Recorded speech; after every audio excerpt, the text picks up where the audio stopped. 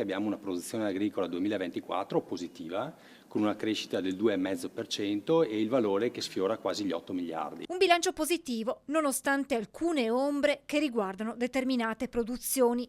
Se per il lattiero caseario e per il settore della frutta si può parlare di una buona annata, altrettanto non si può dire per i cereali, la cui produzione si è ridotta notevolmente a causa dell'andamento climatico del 2024. Abbiamo avuto un aumento delle produzioni, in alcuni casi non compensato dall'aumento del prezzo, penso per esempio alle erbacee, quindi frumento, mais, orzo, mentre per altri tipi di culture, oltre a un aumento della produzione, abbiamo avuto un aumento anche del valore, penso al vino, all'olio, altre culture di questo tipo. In lieve calo dell'1,3% le imprese agricole attive, ma se diminuiscono le ditte individuali aumentano le società di capitale, a significare che si va verso realtà sempre più grandi, strutturate e organizzate. In flessione quasi del 13% gli occupati agricoli, a fronte però di un incremento del 17% delle lavoratrici donne.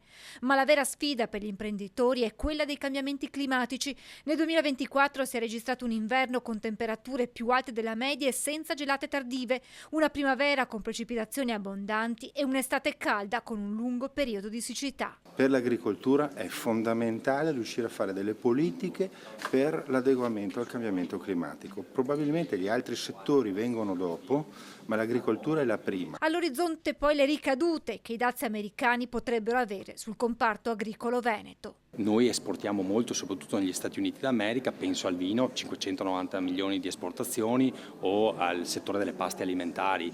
È anche vero però che c'è un lavoro molto importante, secondo me, che il governo sta facendo di accordo diretto tra Italia e Stati Uniti per evitare magari dazi in alcuni settori. Devo anche dire che la stessa Unione Europea ha dichiarato recentemente circa 1 miliardo di euro a disposizione per situazioni di eventuali emergenze.